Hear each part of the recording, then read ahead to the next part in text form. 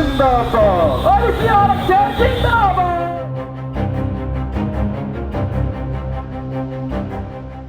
मध्य प्रदेश में 2023 विधानसभा चुनाव से पहले ओबीसी हितों का मुद्दा गरमा गया है।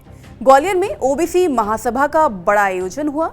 चंबल अंचल की 34 विधानसभा में से लगभग 1400 किलोमीटर की पद यात्रा निकालकर ओबीसी महासभा ने साफ कर दिया कि अब वो या तो अपनी 9 सूत्रीय मांगों को लेकर मनवा कर दम लेगी या फिर भारतीय जनता पार्टी और कांग्रेस के खिलाफ बड़ा आंदोलन चलाएगी। ऐसे में अब ओबीसी महासभा ने ऐलान भी कर दिया है कि अगर उनकी मांगे पूरी नहीं हुई तो वो जल्द भोपाल की तरफ कूच करेंगे, यानी कि भोपाल में भी उनका प्रदर्शन हो सकता है। वहीं इस मामले में बीजेपी और कांग्रेस आमने सामने आ गई है। नमस्कार, टीवी 9 मध्य प्रदेश छत्तीसगढ़ देख रहे हैं आप। आपके साथ मैं हूं अनुभा सिंह। अब आइए इस वीडियो में सबसे पहले आपको ओबीसी महासभा की प्रमुख मांगों से रूबरू कराते हैं। मध्य प्रदेश में ओबीसी 51% है। पिछड़े वर्ग के लिए मध्य प्रदेश विधानसभा में 125 सीटें आरक्षित हो, यानी कि रिजर्व हो। सरकारी विभागों में ओबीसी के बैकलॉग पदों को तुरंत भरा जाए। किसान कल्याण हेतु गठित स्वामीनाथन आयोग की अनुशंसाओं और एमएसपी कानून लागू करो। ओबीसी वर्ग में जबरन जोड़े गए किन्नर समुदाय को हटाया जाए। सभी यूनिवर्सिटी में एडमिशन और फैकल्टी से ओबीसी का 27% आरक्षण सुनिश्चित हो। शिक्षण संस्थानों में ओबीसी विद्यार्थियों को हॉस्टल अलॉटमेंट में 27% आरक्षण दिया जाए। संविदा शिक्षक की बात करें तो संविदा शिक्षक वर्ग 3 के 881 ओबीसी अभ्यर्थी को तत्काल नियुक्ति प्रदान की जाए। ये मांग है ओबीसी वर्ग के लोगों की। ओबीसी महासभा की 9 सूत्रीय मांगों पर उद्यानिकी मंत्री भारत सिंह कुशवाहा का कहना है कि इस तरह से संगठन कांग्रेस की बी पार्टी की तरह काम कर रहे हैं। हकीकत में ओबीसी के हितों में रक्षा भारतीय जनता पार्टी ने उनकी सबसे ज्यादा की है, जिसका उदाहरण मध्य प्रदेश के सीएम शिवराज सिंह चौहान और देश के प्रधानमंत्री यानी कि नरेंद्र मोदी हैं।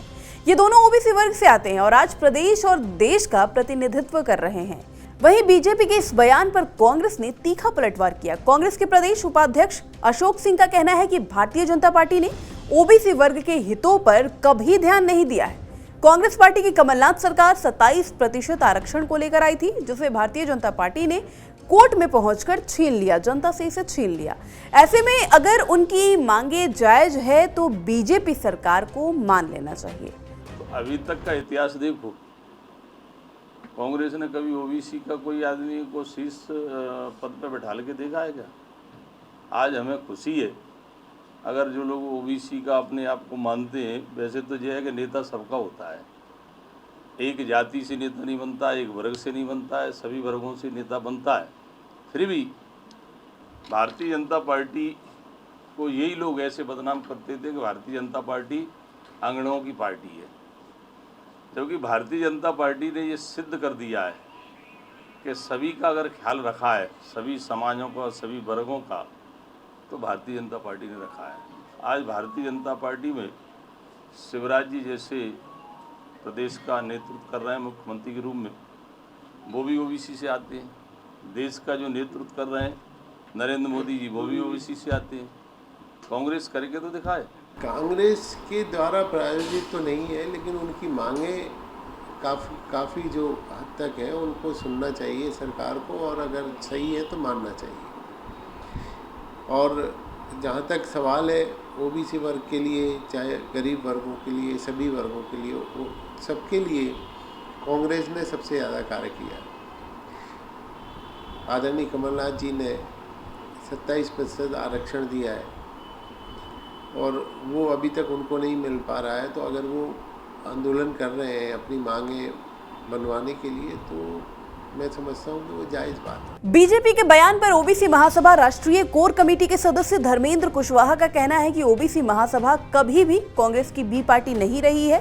सभी राजनीतिक दल ओबीसी वोटर का चुनाव में इस्तेमाल करते हैं, लेकिन उनके हक को लेकर कोई आगे नहीं आता। विधानसभा चुनाव नजदीक है और अब ओबीसी समाज सड़कों पर उतर आया है। इसको लेकर अभी ग्वालियर चंबल अंचल में पदयात्रा की गई है और अब दूसरे संभागों में भी पदयात्रा जो है उसके जरिए सड़कों पर उतरकर ओबीसी वर्ग अपनी मांगों को सरकार तक पहुंचाएगी। यदि उनकी मांगों पर जल्द विचार नहीं किया गया तो ओबीसी महासभा भोपाल की तरफ कूच करेगी।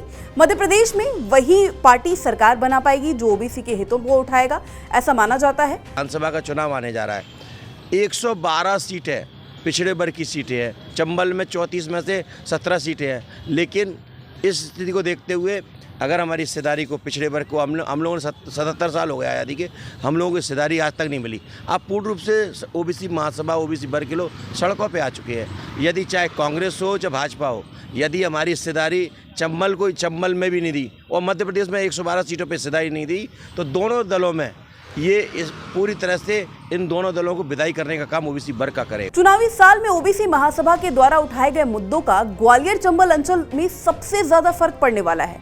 कुछ खास आंकड़ों पर गौर करते हैं। ग्वालियर चंबल अंचल में कुल 34 विधानसभा अंचल की 17 सीटों पर ओबीसी वोटर्स का सबसे ज्यादा प्रभाव है। 8 सीटों पर ओबीसी वोटर्स ही तय हार जीत का फैसला करते हैं। ओबीसी वोटर्स की नाराजगी के चलते 2018 में बीजेपी को अंचल में मिली थी कड़ी हार। सिर्फ 7 सीट ही बीजेपी के खाते में आई थी। 2023 में ओबीसी महासभा की मांगों को SC/ST वर्ग का समर्थन मिलना भी सरकार के लिए चुनौती खड़ी कर सकता है। गौरतलब है कि ग्वालियर चंबल अंचल की डगर इस बार भारतीय जनता पार्टी के लिए आसान नजर नहीं आ रही है, क्योंकि 2018 की बात करें तो 2018 में जहां दलित वोटर की नाराजगी भारी पड़ी थी और अब 2023 में ओबीसी महासभा की मांगों ने सरकार के लिए बड़ी मुश्किल पैदा कर दी है। ऐसे में देखना दिलचस्प होगा कि भारतीय जनता पार्टी इस चुनौती का किस तरह से सामना करती है। मध्य प्रदेश और छत्तीसगढ़ से जुड़ी तमाम बड़ी खबरों के लिए देखते रहिए TV9 मध्य प्रदेश छत्तीसगढ़। धन्यवाद।